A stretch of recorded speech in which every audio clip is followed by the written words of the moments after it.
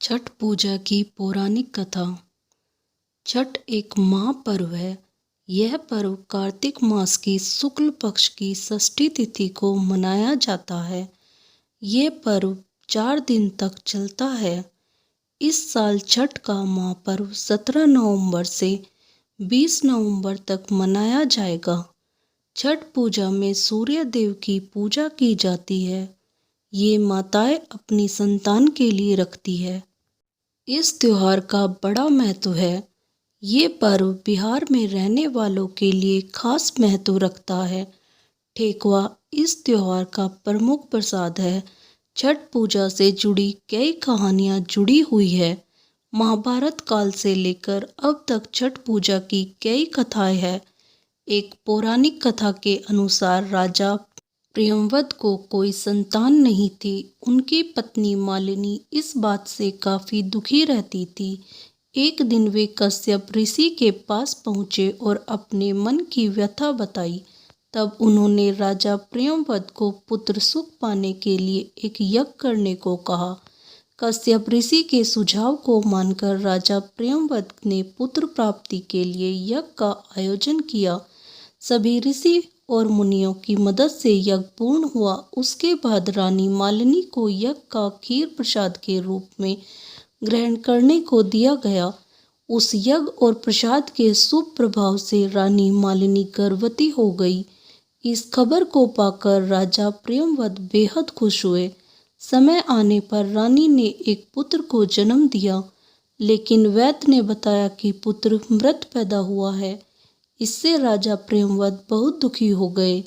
वे उस पुत्र के शव को लेकर शमशान गए और पुत्र के वियोग में स्वयं के प्राण देने का भी फैसला कर लिया। जैसे ही वे अपने प्राण त्यागने के लिए आगे बढ़े, वैसे ही देवी देवसेना प्रकट हुए। उन्होंने राजा प्रियंवद को प्राण त्यागने से रोका और कहा कि उनका नाम षष्ठी है। तुम देवी षष्ठी की पूजा करो और अपनी प्रजा को भी इसके लिए प्रेरित करो। देवी षष्ठी की आज्ञा से राजा प्रियंवद राजमहल में आ गए। फिर उन्होंने पुत्र प्राप्ति के उद्देश्य से कार्तिक शुक्ल षष्ठी तिथि को छठ पूजा की और व्रत रखा। छठी मैया की कृपा से उनको पुत्र रत्न की प्राप्ति हुई। उसके बाद से हर साल राजा प्रियंवद के राज्य में छठ पूजा होने लगी। धार्मिक मान्यताओं के अनुसार यदि आप जिस भी शुभ मनोकामना से छठ पूजा विधि विधान से करते हैं, वह छठी मैया की कृपा से पूर्ण होती है।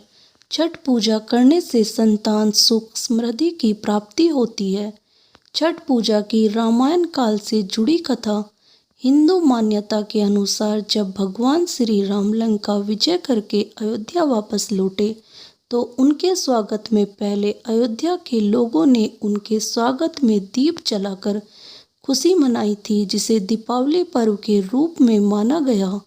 मान्यता है कि भगवान राम सूर्यवंशी थे, इसलिए उन्होंने राम राज्य की स्थापना के बाद माता सीता के साथ सूर्य षष्ठी का व्रत किया और सप्तमी तिथि पर सूर्य देव को अर्घ्य देकर उनका आशीर्वाद प्राप्त किया। तब से लेकर आज तक सूर्य साधना का छठ महापर्व चला आ रहा है। छठ पूजा की महाभारत काल से जुड़ी कथा। मान्यता है कि पांडव जब अपना सारा राजपाट जुए में हारकर जंगलों में अज्ञातवास झेल रहे थे, तब द्रौपदी ने इस संकट से मुक्ति पाने के लिए प्रत्यक्ष देवता भगवान सूर्य की कठिन साधना से जुड़ा छठ व्रत किया था। मान्यता है कि छठ व्रत की पूजा के शुभ प्रभाव से पांडवों को अपना खोया हुआ राजपाट मिल गया था। मान्यता यह भी है कि छठ पूजा की शुरुआत सूर्य पुत्र कर्ण ने की थी, जो कि प्रतिदिन घंटों पानी में खड़े होकर प्रत्यक्ष देवता भगवान सूर्य देव की साधना किया करते थे। मान्यता है कि भगवान सूर्य की साधना से मिले आशीर्वाद से वे एक महान योद्धा बने। दोस्तों, आपको ये कहानी अच्छी लगी तो कहानी को लाइक करें और मेरे चैनल को सब्सक्राइब करना ना भूलें। धन्यवाद। राधे राधे।